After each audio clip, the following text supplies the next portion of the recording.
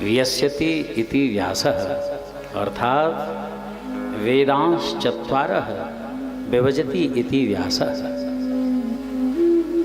एक ही वेद को 4 भागों में विभक्त करने के नाते जिनका नाम व्यास पड़ गया। सचना व्यास भगवान ने, आहा कैसी दिव्य वाणी है व्यास भगवान की। भगवान के अवतार हैं ये, 17वें अवतार। निरश्यति अज्ञानम इति व्यासः। जो मनुष्य के हृदय में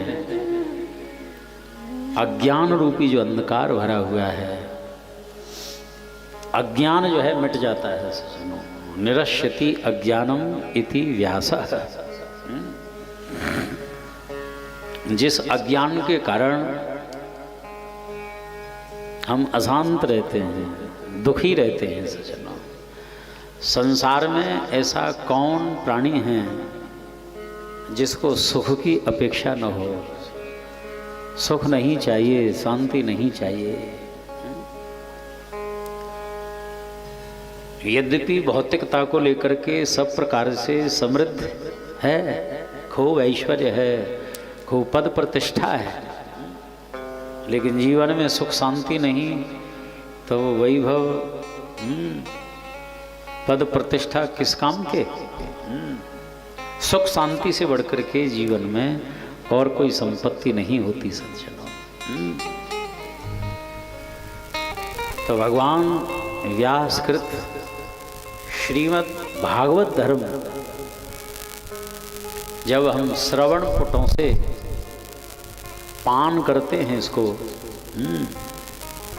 तो हमारे हृदय में जो भी विकार है वो सब समाप्त हो जाता है। और जैसे जैसे हृदय शुद्ध होता है, पल पल सुख शांति आनंद की अनुभूति होती चली जाती है। आनंद से सरावर हो जाता है जीवन जो है। हरिशरणम। व्यास जी ने कितना लिखा, आहा, जितना लिखा जा चुका है उसको पढ़ना असंभव, सुनाना संभव, और जितना हम सुन लेते हैं उसका निधिध्यासन स्वभाव में, आचरण में लाना।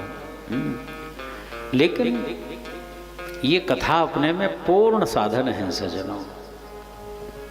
इसलिए हमारे आचार्य जन कहते हैं कि ये कथा में रति हो जाए, जिसके जीवन में व्यसन हो जाए कि कथा के बिना रह नहीं सकता, ये भक्ति का विशुद्ध स्वरूप यही है।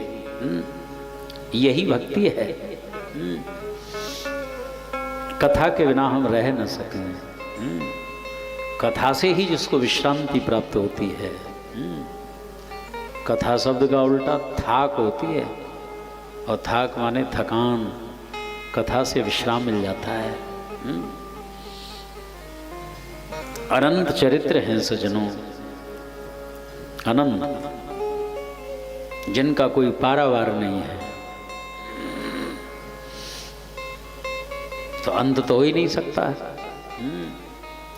सदियों से महापुरुष इसका गान करते आ रहे हैं, गा रहे हैं, गाते ही रहेंगे। कहीं विश्राम होता है, कहीं शुभारंभ हो रहा है, कहीं वर्तमान में चल रहा है। ये अनंत रस है। हरिशरणम।